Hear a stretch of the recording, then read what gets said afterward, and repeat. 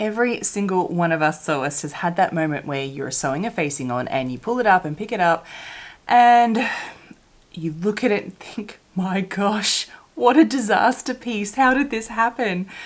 Facings can be really tricky to learn how to sew, and so many common problems go wrong. So I've compiled the top 3 things that go wrong when sewing facings, so you can look at backtracking and find out what went wrong and how to fix it, so you can get on and sew better facings from here on out.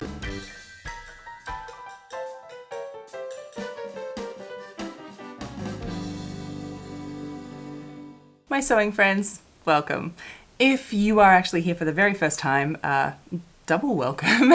My name's Evelyn Wood and I'm the creator of VintageSewingSchool.com, and here on this channel we work on the sewing skills that you need to create better garments. So facings are one of these huge learning curves that we all sort of come across. Mostly because, well, you know, most people say, I hear it all the time, okay, I hate facings. You're probably saying it yourself, that's why you're here. It's not, and I would say it's not the facings. Don't hate on facings just yet. It's hard to learn because, well, there's so many skills involved. There's cutting your fabric, there's interfacing, there's sewing curves, clipping curves, understitching, stay stitching, tacking. Should I keep going on? There's so many different things going on in sewing a facing, and let's be honest, the pattern does not sort of tell you to do all of these things, and you have to learn your own process as you go on. And now this is not a tutorial on how to sew a facing. I have all of that, those tutorials and those like full step-by-step processes in Vintage Sewing School. So if you're interested, do head there. There are links below. That is all there. This is a video to try and help you troubleshoot, help you problem solve when things go wrong, because they do. So this is the 3 sort of main things that I see go wrong with facings. And then I'm going to list out the things that are usually the cause of those things, so you can start backtracking your own sewing process and look where to go. So there'll be many videos linked down below on these different things I mentioned, but it's for you to start getting a problem solving process and backtracking what went wrong, thinking why, so you can start investigating on yourself and look at these things I mentioned to find out what it is in your own process that went wrong, so you can improve it for the next one, right? This is how we get better at sewing. Number 1 is that the facing is smaller than the garment, and you have all of this extra fabric puckering on the garment and it just doesn't fit into the garment basically. I think this is problem number 1 that we all have. So why would this happen? First cause might be that you have actually shrunk your fabric. Maybe you skipped pre-washing your fabric, which can be okay, but sometimes it's not. And when you have ironed on and used steam and pressed on your interfacing, these interfacing, so the facing pieces, have actually shrunk, because that can happen in fabric, because the whole fabric wasn't pre-shrunk, just your facing pieces have shrunk and not your garment pieces. That is a thing, and that can happen. Maybe that's a reason. Maybe you didn't stay stitch your garment. This is a big culprit.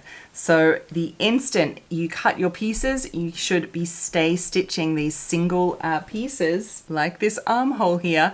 Stay stitching those edges, because these are on bias grains and they are going to stretch. And one of the things that we don't even realize we're doing as a beginner sewer is we're stretching out the fabric because we're not even aware of this peculiar thing that happens. So you must stay stitch your garment first, the garment edge, before you can actually even have a hope of fitting your facing on. I have videos on both the pre-washing and the stay stitching, and they're all going to be linked down below. Remember, all these videos go down below after this video for those. And then the other is that you might not be using the sort of correct pinning technique. So what I mean by that is that often when we start, what we do is we start pinning from one side and we just push all the way to the other side. And then we end up with this big bulky mess at this side and think, it doesn't fit, what's going on? That is not the method that I use and how I teach everyone, to my students at Vintage Sewing School, to pin and to get your garments. Quick version is that you would need to, any pinning, mark in and pin, I should say, your start and stop points. This case it might be a circle, so there's no start and stop, but mark in those points, then pin in your notches, so meet all your notches, and then make smaller and smaller sections as you go to evenly distribute that fullness throughout your facing pieces. Because if these pattern pieces are correct, they should fit together. So it is a case of just easing it in and making it work. I have actually made videos on pinning as well, so they'll be linked down below too. They're the main culprits for when your facing piece is just sort of too small and it doesn't fit. So backtrack and figure out which one of those maybe was the problem for you that you can improve for your next one. Next is when you're facing, like the whole garment edge is just baggy and it pulls away from your body. You know what I mean. It's just you put it on and it is just stretched out and it's all lifting away. It just looks terrible, right? You know what I mean. This is a really common problem. Even when you think that you've sewn it all correctly, then you put it on and think, oh gosh, what happened here? Okay, so let's look. What are the main causes for this happening? Basically, this has happened because this seam has been stretched out, and absolutely every one of us when we start sewing have no idea that we're stretching fabric and that it's even a thing, and it just happens. One little pull and you've stretched it and you just don't have eyes for that yet. As you become more aware of this, it's easier to navigate your way around not stretching it. But that's basically what's happened. It's stretched out and that's why it looks like that. So it might have stretched out when you're in the pattern pieces stage. Maybe you've tried it on without any of the habits, or maybe it's in the stitching stage as well. So there are the two stages that it could be stretched out in. But basically, the reason why is you might not have stay stitched, and there's videos down below of course as well, stay stitch your garment edge to hold that in place. That is probably the biggest reason.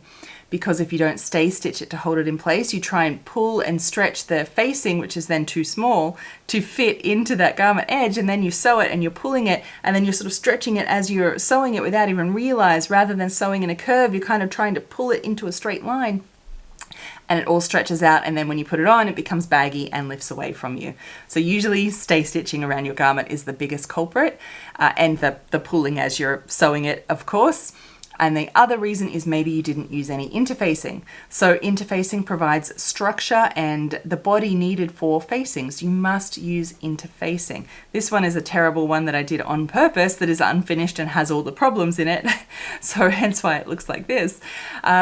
And you can see this edge, the one that I didn't, is really stretched out and baggy because there's no interfacing there. It's too loose. It needs the structure of interfacing. So don't skip interfacing on your facing pieces. So backtrack. If this happens to you, think in your process, what can you do differently to improve that? Less stretching and less pulling. Stay stitching. Make sure you use interfacing. Backtrack and figure out what might have been your issue along the way in your process so you can improve it next time. What about when your facing just keeps pulling out and it just keeps like flipping out on you when you're wearing it? Awful, right? We've all experienced this. And I think it's actually at least one of the easier ones to fix. First up is probably that you didn't understitch. What is understitching, you might ask? Well, I have videos here, and this one is like a revelation when you realize what this is and what it does. It's like a miracle stitch. So definitely you need to be understitching these facings. You don't want to top stitch or anything. You want to understitch. That's how you get the really professional, beautiful looking facing pieces. Understitch. And it helps hold that facing piece underneath. The other thing that you might not have done is actually tacking down your facing on every available point along the way. So that means ditch stitching. Again, videos here on ditch stitching along the shoulder seams on a neckline facing, or tacking down any places on any darts or any seams that you have, tacking down or ditch stitching in place the facing so that it's held down in enough places, and then it just physically, with the understitching as well, it physically can't fold out anywhere because there's enough anchor points around to hold it. And the other reason why it might just keep flipping up is that, well, your pattern piece was just not right to begin with. There's two reasons. One, maybe in the cutting process, it just wasn't cut out very accurately and it doesn't take very much at all. Slightly different curve shape. You've added more seam allowance here or more cut there, and they end up slightly different shapes. Then you've sewn it slightly differently, not very accurate in all of those processes, and you end up with it just not fitting right and it just doesn't look good. So it's being a bit more accurate during cutting and sewing. But here is the big thing. I have a secret to tell you, and that is very, very often the pattern pieces are not 100% accurate either. So if you find you're doing all of these things and you're doing it really well and neatly and it always works, but just this one time for some reason it's not sitting right, it might be that your pattern piece was not right to begin with. I know, the secret's out. Usually it's operator error, so to say, but sometimes it really is the pattern pieces. I find facing pieces are one of the most often not quite accurate on commercial patterns, and they're just slightly the wrong shape, the wrong size. And you can very easily learn to make your own facing pieces. Again, that is something that I do in Vintage Sewing School, all those tutorials, and you can find them online as well. Just, a little Google search, I'm sure you'll be able to find something. It is one of the easier things to do, is to start learning to make your own facing pieces, because if you start adjusting your patterns, you need to adjust those facing pieces to match as well. So they're the main reasons why the facings flip out, and hopefully you can backtrack along your own process and figure out which ones that you need to include next time or work on to improve your facing so it doesn't flip out again. So I told you there's so many steps involved in creating a good facing, right? And the thing is that the patterns don't really tell you. They're just not designed for us to learn to sew from. They're designed to make up that particular garment. And going through every single step that's involved in a facing would take up the entire instruction sheets. It's just something that once you know, like they expect you to just kind of know half this stuff. It's the assumed knowledge of sewing and patterns that is the missing link in you getting these fantastic creative garments that really look professional, that look like this rather than that one there. That you get these wonderful facings, and you truly then can start appreciating facings because they are brilliant. If this is what you're missing in your sewing, this is what I go into great detail in Vintage Sewing School, is all these assumed knowledge skills that then you can take once you know them, and you can then take them and apply them to any pattern you have, because you just know how to do facings from there on out. So I've got links below for that. I would love for you to join us in class there and really help take your sewing skills to the next level, because with a little proper instruction you can make the best facings you have ever sewn in your life. Absolutely can. So my friends, tell me down below, what has been your biggest issue with facings? Tell us down below. Tell me all the main issue you have with your facings, or even what was the thing that helped you make better facings, that thing, that light bulb moment that you have that made them work wonderful.